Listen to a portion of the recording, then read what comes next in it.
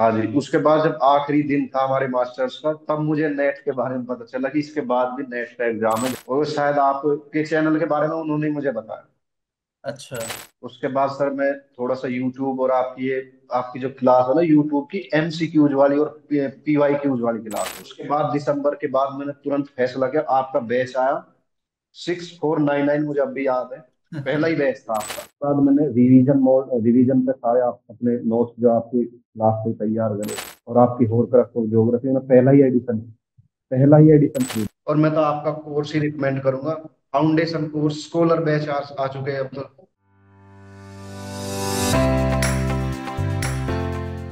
गौतम, बहुत बहुत बधाई हो भाई आपको जेआरएफ क्वालिफाई करने के लिए। गौतम, आप कहाँ से हैं? सर मैं यूपी से, बागपत जिले के गिटोरा गांव है, गाजियाबाद और बागपत के बॉर्डर पे है गिटोरा। हम्म। ओके। बहुत अच्छे। तो कैसे आपने शुरुआत की अपने इस एकेडमिक जर्नी की? कहाँ से आपको पता चला कि मुझे यूजीसी नेट जेआरएफ का एग्जाम देना है? सर मेरी स्कूलिंग तो गांव के स्कूल से ही हुई है। उसके बाद ट्वेल्थ मैंने गाजियाबाद से की है।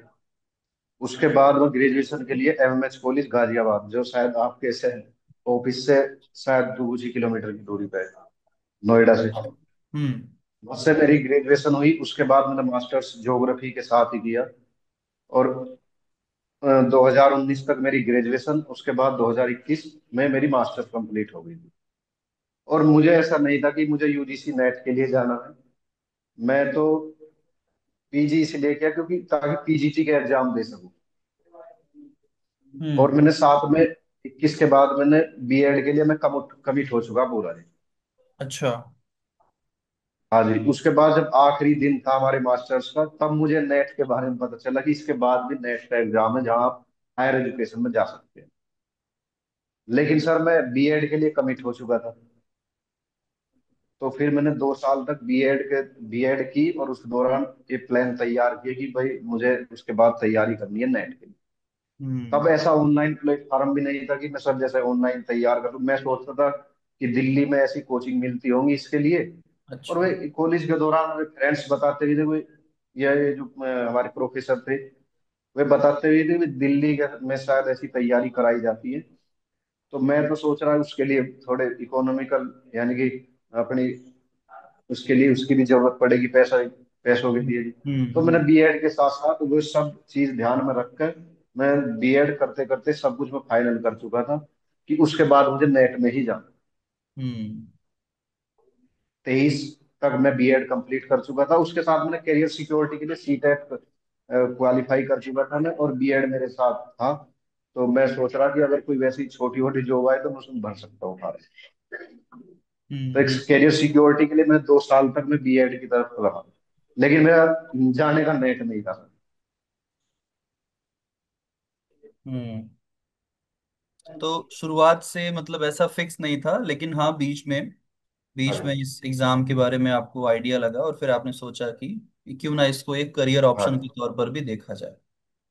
ठीक। बहुत अच्छा।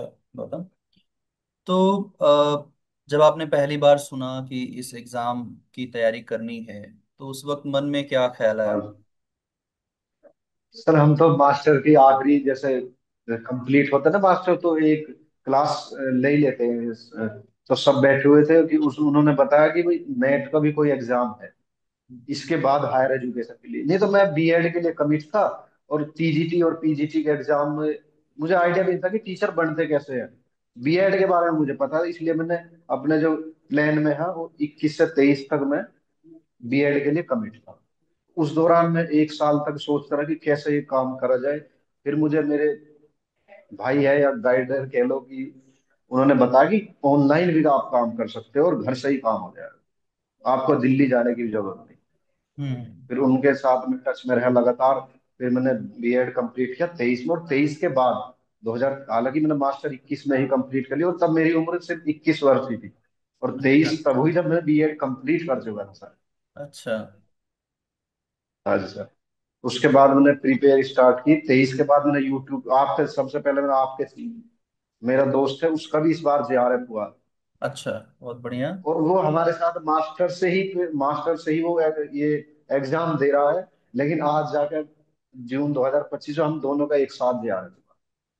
क्या बात है, कहाँ है आपके उसने दोस्त? आपके बारे में, मेरे दोस्त विजय कुमार है उनका नाम, और शायद आपके चैनल के बारे में उन्होंने ही मुझे बताया। अच्छा। अच्छा, बहुत हाँ जी। अच्छे। शायद आपके चैनल पे वे भी इंटरव्यू दे हैं। नहीं, बिल्कुल बिल्कुल तो बिल्कुल। हाँ।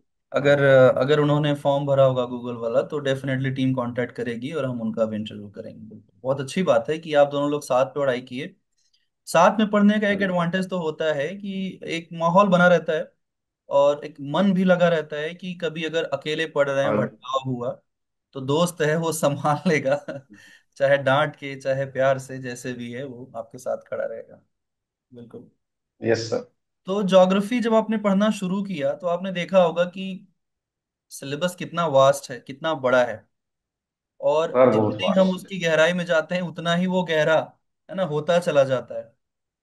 तो उस वक्त आपने क्या सोचा कि कैसे इन सब चीजों को कवर कर पाएंगे, कैसे इसको पूरा हम पढ़ पाएंगे? सर मैंने पीसीएम से 12th की थी सर। अच्छा। तो लेकिन 10th तक मेरे पास एसएसटी तो थी। हाँ, और हिस्ट्री ज्योग्राफी पढ़ने में का मजा ही अलग है। वो तो है। लेकिन लेकिन जब मैं 12th में 11th में तो मैंने स्ट्रीम चेंज कर दी। अच्छा। लेकिन उसके बाद मैंने ग्रेजुएशन के दौरान अपनी मर्जी से, अपनी इच्छा से, बिल्कुल सोच समझ के मैंने ज्योग्राफी को साइन लिया। एक मेरे पास हिस्ट्री थी, एक पॉलिटी और एक ज्योग्राफी ग्रेजुएशन के दौरान। हम्म हालांकि मुझसे मना किया गया कि प्रैक्टिकल सब्जेक्ट है तो प्रैक्टिकल होते होंगे तो रहने दो इस सब्जेक्ट को, इसमें ज्यादा दिक्कत है। लेकिन हम्म नहीं, मैं नहीं मान रहा, मैंने ज्योग्राफी लिया ग्रेजुएशन के दौरान। और उसके बाद तो मेरा मास्टर्स में तो जाने का फुल प्लान था कि ज्योग्राफी के साथ ही जाऊं। हम्म। तो उसके बाद सब मास्टर के दौरान पढ़ते रहे। लेकिन हमें ऐसा आइडिया ना कि भाई नेट एक अपने स्पेसिफिक सब्जेक्ट में भी इससे ऊपर जा सकते हैं। हम्म तो वो मुझे लास्ट वाले दिन क्लास में उस दिन पता चला कि भाई ऐसा भी कोई एग्जाम है। तो फिर लेकिन हम बीएड के लिए कमिट हो चुके थे दोनों ही लोग, मेरा दोस्त भी और मैं भी। तो फिर हमने बीएड के लिए, मैंने 2 साल तक वो रोका सब कुछ कि भाई उसके बाद मैं जब कमिट हो जाऊंगा इस चीज के लिए फिर मैं चला जाऊंगा तैयारी।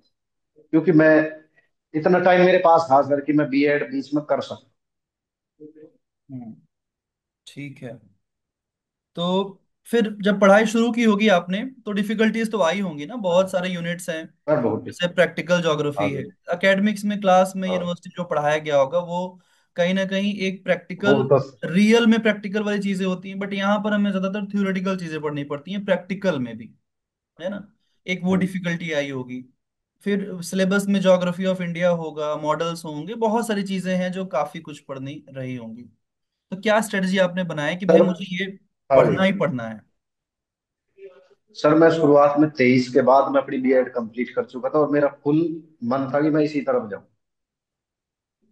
उसके बाद सर मैं थोड़ा सा यूट्यूब और आपकी जो क्लास है ना यूट्यूब की एमसीक्यूज वाली और पीवाईक्यूज वाली क्लास हो गई, यहाँ से मैंने थोड़ा सा आइडिया लगाना स्टार्ट किया। और मैंने दिसंबर 2023 का, जो कि one of the toughest exam था सर इसे, दिसंबर 2023 वाला, हम्म वही मैंने पहली बार फेस किया। तो मेरे उसमें 134 मार्क्स थे सर। हम्म और नेट की मेरिट भी तब तक पीएचडी ओनली नहीं था। नेट की मेरिट भी 152 थी ओबीसी कैटेगरी से। हम्म। कैटेगरी जो कट ऑफ थी 152। तो मैं सोच रहा अगर मैं थोड़ी सी और हिम्मत करता या थोड़ी सी और अच्छी तैयारी करता तो शायद मैं नेट की कट ऑफ में आ सकता। लेकिन सर दिक्कत क्या थी हमारे पास, हम हिंदी मीडियम गए सर। और हम्म। हिंदी में सीधे क्वेश्चन जो है वे सीधे ट्रांसलेट हो जाते, ना कि प्योर हिंदी देते हमें। सही बात। क्योंकि एग्जाम में भी तो सीधे ट्रांसलेट करके दे देंगे तो पता नहीं कोई शब्द किस तरह हमारे पास सामने आ जाएगा, हमें उसका मतलब पता नहीं होगा। बिल्कुल सही बात। तो कुछ इसी तरह गलतियों से ही मेरे वे जो क्योंकि 8 या 9% थे जो नेट की कट ऑफ में आने के लिए, वो उसी वजह से गलत हुए। हम्म। उसके बाद दिसंबर के बाद मैंने तुरंत फैसला किया, आपका बैच आया 6499, मुझे अब भी याद है। पहला ही बैच था आपका एज पहला भी। अकेडमी का। हाँ। पहला ही बैच था 6499, मैंने इंस्टॉलमेंट में खरीदा सर। 3 इंस्टॉलमेंट का आपने आपके पास प्लान था। वो पहला ही बैच, और मैं सोच रहा था शायद हिंदी से ही मैं, क्योंकि बाइलिंगुअल तो सर आप कराते ही हो। तो मैं हम्म तो पीडीएफ में हिंदी से ही देख लूंगा, लेकिन पढ़ूंगा मैं यहीं से, क्योंकि हम्म आपकी जो एमसीक्यूज है और प्रैक्टिस है दोनों, मैं कहता हूँ कि सेट के एग्जाम हुए या पीजीटी के हुए या किसी भी तरीके के हुए, आप सबकी प्रैक्टिस कराते हो।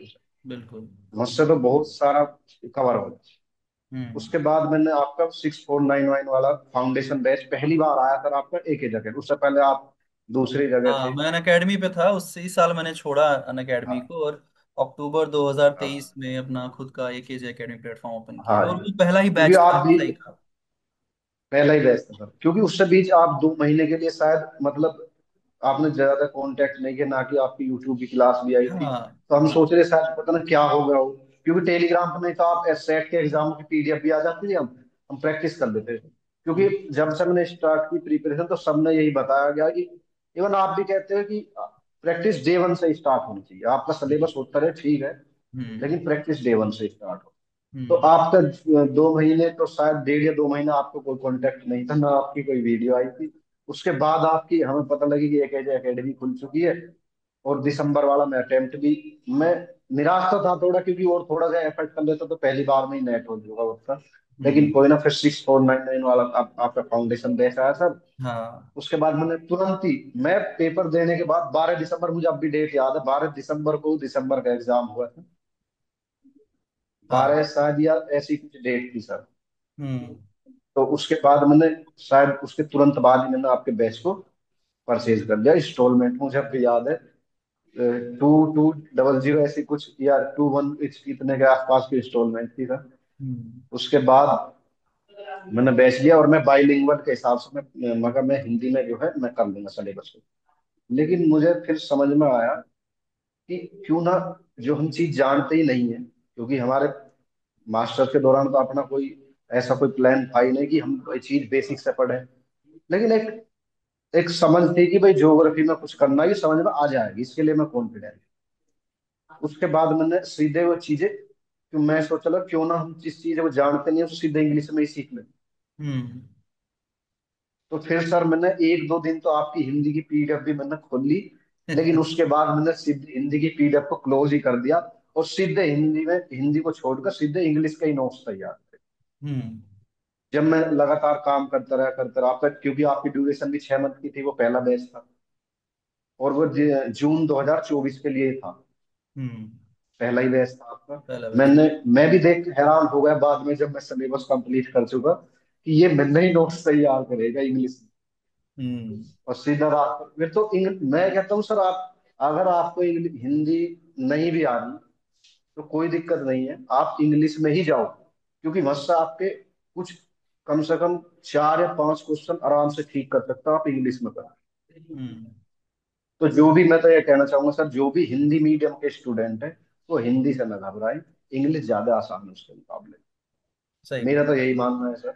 मैंने तो हिंदी की पीडीएफ को साइड करा, सीधे इंग्लिश के नोट्स बन, 2 4 दिन 10 दिन 15 दिन दिक्कत हुई होगी मुझे, उसके बाद कोई दिक्कत नहीं, सीधा मैं इंग्लिश की तरफ ही चला गया। और हम्म। मैं यकीन के साथ कहता हूँ सर कि मैं पहले हिंदी, मेरा माध्यम हिंदी था, लेकिन आज मैं, अब मैं जून में भी देता हूँ एग्जाम, क्योंकि उसके बाद तो मैंने दिसंबर 2024 के मैं पहला ही नेट क्वालिफाई किया सर। क्योंकि उसका शायद सर 19 जून को भी शायद एक एग्जाम हुआ है, 19 की डेट मुझे कंफर्म ना है, वो शायद एग्जाम, 19 का ही होगा। हाँ, पेपर लीक हो गया था 18 या 19 तो एग्जाम का कैंसिल हो लीक गया, हो गया था। फिर अगस्त उस में 28 अगस्त हाँ, को वापस से उसका, 28 या 27 अगस्त को वापस से उसका एग्जाम हुआ, री एग्जाम। 28 अगस्त के आसपास फिर हुआ एग्जाम। लेकिन जो एग्जाम कैंसिल हुआ, मेरे उसमें भी अच्छे मार्क्स थे सर, और मैं नेट के लिए श्योर था, नेट तो इस बार हो गया। हम्म। उसके बाद वो कैंसिल हो गया पेपर, क्योंकि वो भी पेपर जो है वो ऑफलाइन हुआ और बाइलिंगुअल हुआ, यूं मुझे फायदा मिला, क्योंकि हम्म। क्वेश्चन शुरू में हिंदी में, उसके बाद इंग्लिश में, हाँ, उसका ऑफलाइन में बहुत था ना, फायदा है। तो ऑफलाइन में पूरा बुकलेट में हम्म, हिंदी इंग्लिश साथ में रहता है, इसका बहुत एडवांटेज मिलता है, बिल्कुल। यही चीज जब मिलता है। ऑनलाइन हो जाती है कंप्यूटर पे, तो हर चीज तो माउस के हाँ, कंट्रोल में हो जाता है। अब उसको स्क्रॉल करना है, पेजेस हटाने, वो टाइम टेकिंग प्रोसेस तो होता है। Time, yes sir.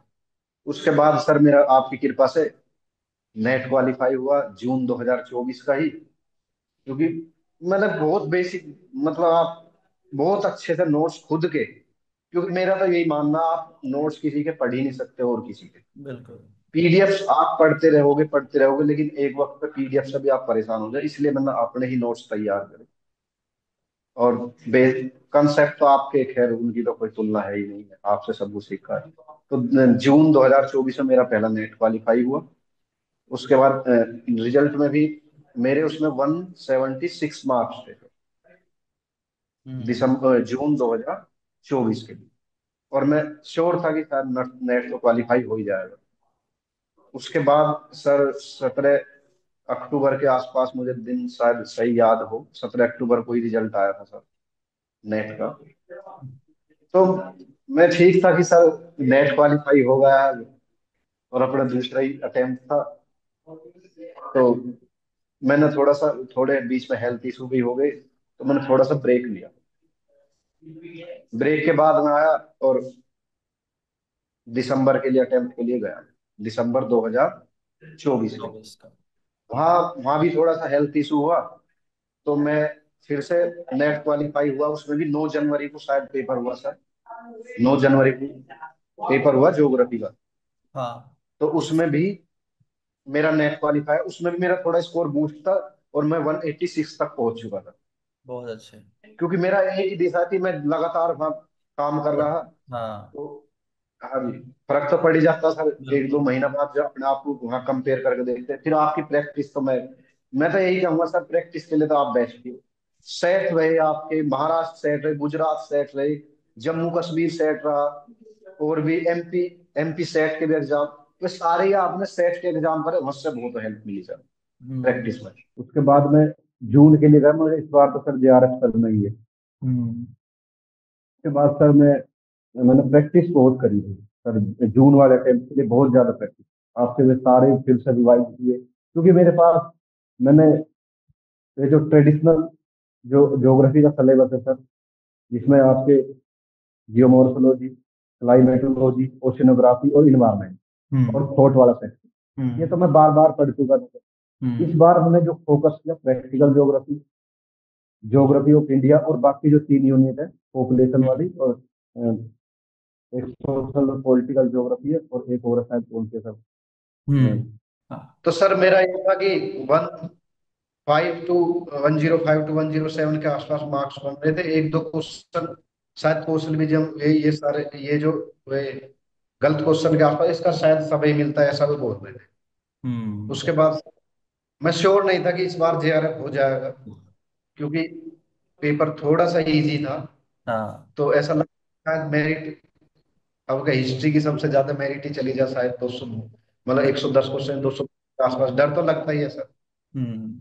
उसके बाद रिजल्ट ही आ गया, उसके बाद 21 तारीख, 21 जुलाई को सर, उसमें मैंने देखा कि मेरिट, उस वक्त भी मेरे दोस्त का ही फोन आया, उसने बताया कि 216 पे तो जनरल की मेरिट है, और 208 पे ओबीसी के लिए। तो मैं हम्म। थोड़ा सा श्योर था कि मेरे 107 दूनी 214 मार्क्स बन रहे हैं, तो शायद होगा ही होगा। उसके बाद हम्म। साइड वीडियो सर, 2-3 घंटे बाद रिजल्ट आया, और मैं रात में ही देख के रिजल्ट, 214 ही मेरे मार्क्स थे, और मैं हाँ, जेआरएफ के लिए क्वालिफाई। बहुत बढ़िया। आपके 214 नंबर आए थे 300 में से, और 99.68% जो परसेंटाइल है आपका वो बना था। बहुत ही बढ़िया रिजल्ट मैं कहूँगा इसको, और बहुत ही अच्छे नंबर आपने लाए थे। और अच्छा लगा गौतम आपसे बात करके। मैं चाहूंगा ना कि आप अपनी जो ये जेआरएफ जर्नी से जो आपको लेसन मिले हैं तैयारी करते हुए, कि एक स्टूडेंट जो तैयारी करना चाह रहा है, जैसे आपकी तरह और भी जूनियर्स आएंगे ना, या पहले से जो हाँ लोग जी। तैयारी कर रहे हैं, तो उनको आप क्या शिक्षा देना चाहोगे एज अ टॉपर? क्योंकि अब आपका जेआरएफ हो गया है, अब आपके पास अनुभव है कि भाई ये गलतियां मत करना, है ना, इन गलतियों से ये चीजें आपको आगे रिपीट होने को मिलेगा, ये चीजें करनी है क्योंकि इससे आपको आगे सक्सेस मिलेगा। सर मैं तो ये, अगर आप हिंदी मीडियम से हो हम्म। और आपको डरना नहीं है सर, बिल्कुल नहीं। क्योंकि हिंदी, हिंदी ठीक है सर, लेकिन आप इंग्लिश में ही इस पेपर की अगर तैयारी करोगे तो ज्यादा बेस्ट रहेगा।